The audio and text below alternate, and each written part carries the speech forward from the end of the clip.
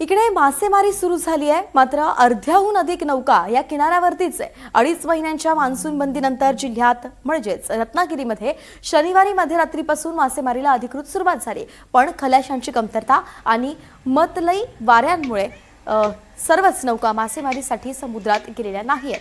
50%पेक्षा जास्त यांत्रिक आणि पारंपरिक नौका बंदरातच अडकून आहेत।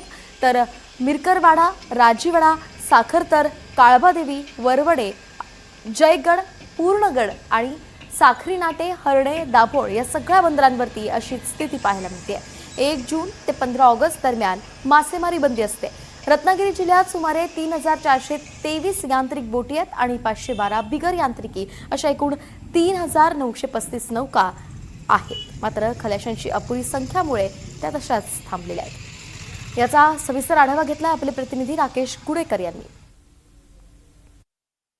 2.5 महिन्यांचा बंदी कालावधी सुरू होऊन मासेमारी हंगाम सुरू झालेला जवळपास 3 दिवस झालेले आहेत। मात्र जिल्ह्यातील अर्ध्याहून अधिक नौका ह्या सध्या किनाऱ्यावरच असलेल्या आपल्याला पाहायला मिळतात। आपण सध्या आहोत ते रत्नागिरीतील मिरकरवाडा या बंदरामध्ये आहोत आणि या बंदरातील ही नौकांची स्थिती पाहतोय। मोठ्या संख्येने ज्या नौका आहेत त्या अजूनही बंदरातच असलेल्या आपल्याला पाहायला मिळतात।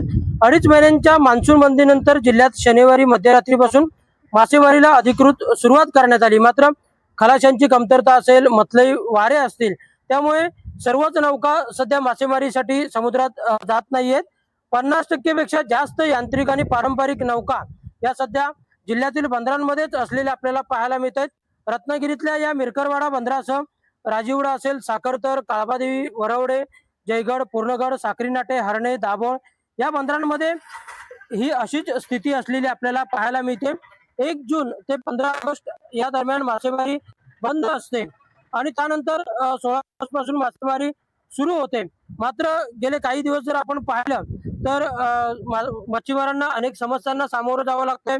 खलाशांची सध्या अपुरी संख्या आहे, डिझेलचे वाढलेले दर आहेत, त्याचप्रमाणे नौकांच्या दुरुस्तीला लागणारा खर्च आणि समुद्रातील वाऱ्याची स्थिती यामुळे सध्या अनेक मच्छीमारांनी अजून काही दिवस समुद्रात न जाण्याचा निर्णय जो आहे तो घेतलेला आहे। रत्नागिरी जिल्ह्याचा जर विचार केला तर रत्नागिरी जिल्ह्यात जवळपास 3,400 यांत्रिक बोटी आहेत आणि त्याचप्रमाणे 500 बिगर यांत्रिक नौका आहेत। अशा एकूण 3,935 नौका संपूर्ण रत्नागिरी जिल्ह्यामध्ये आहेत।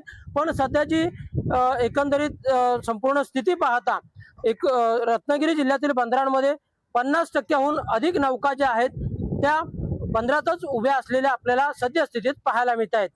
राकेश गुडेकर, NDTV मराठी, रत्नागिरी।